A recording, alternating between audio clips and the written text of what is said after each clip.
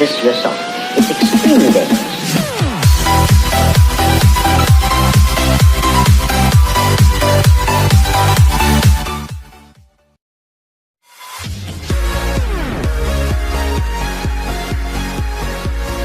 যৌৱনতে প্ৰেম হয় সকলোৱে কয়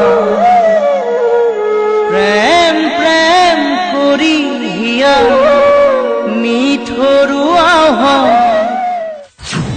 কিন্তু নগৰবেৰাত ইয়াৰ সম্পূৰ্ণ ওলোটাটো হৈ গ'ল।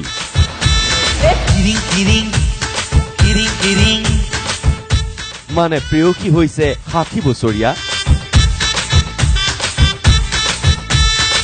আৰু প্ৰেমিক হৈছে ১৫ বছৰীয়া। ଆମକୁ ସାଇଡ ଦିଅ ରେ ଆମେ ତ କାଉଡ଼ି ବାଲା। জীৱনৰ ভাতি বয়সত আইতা প্ৰেমত পৰিল। প্ৰেম প্ৰেম কৰি হিয়া মিঠৰুৱা হয়। প্ৰথমে দৰাৰূপী এইজনে ফোন কৰিছিল তেওঁ প্ৰেয়সী বুলি ভবা এইগৰাকীলৈ। এদিন দুদিনকৈ পাৰ হৈ গ'ল বহু উজাগৰি নিশা। ৰাতি ৰাতি কথা পাতি সদায় নুশুন নেদেখাকৈ পৰিলো মই তোমাৰে প্ৰেমত। চলি থাকিল কথা বতৰা, ৰং নাম্বাৰ, আইতাৰ কণ্ঠও ধুনীয়া।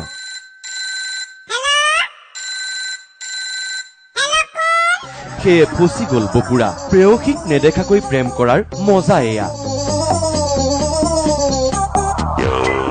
কেইঘণ্টামানৰ ভিতৰতেই হৈ গ'ল এখন আজব বিয়া।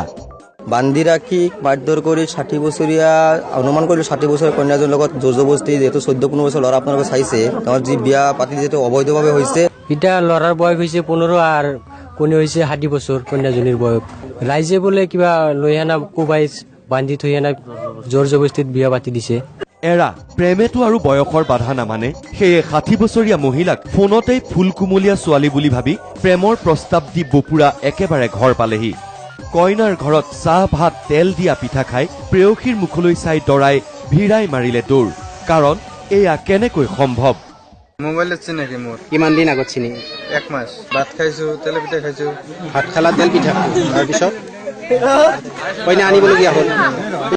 পিছে ৬০ বছৰীয়া কইনাক দেখি পলাবলৈ লওঁতেই নগৰবেৰাৰ হেপচাপাৰাৰ ৰাইজে হাতে লোতে ধৰি পাতি দিলে দৰাৰ মনে নিমিলা কইনাজনীৰে এখন সাংঘাতিক বিয়া। মোবাইল প্ৰেমৰ পৰিণতি কি এই বপুৰাই ভালকৈ বুজিছে। নগৰবেৰাৰ পৰা সঞ্জীৱ কুমাৰ দাস, নিউজ লাইভ। हम प्यार करने वाले मौत से नहीं डरते और दिल मोहब्बत करने से पहले किसी की इजाजत नहीं लेता, क्योंकि मोहब्बत का जज्बा अल्लाह ने पैदा किया है, किसी इंसान ने नहीं। मोहब्बत का कोई मजहब नहीं होता, ना कोई सरहद होती है, ना कोई वतन। हम जानते हैं हम आपके नजरों में गुनहगार हैं, लेकिन यही गुनाह हमारे लिए इबादत है।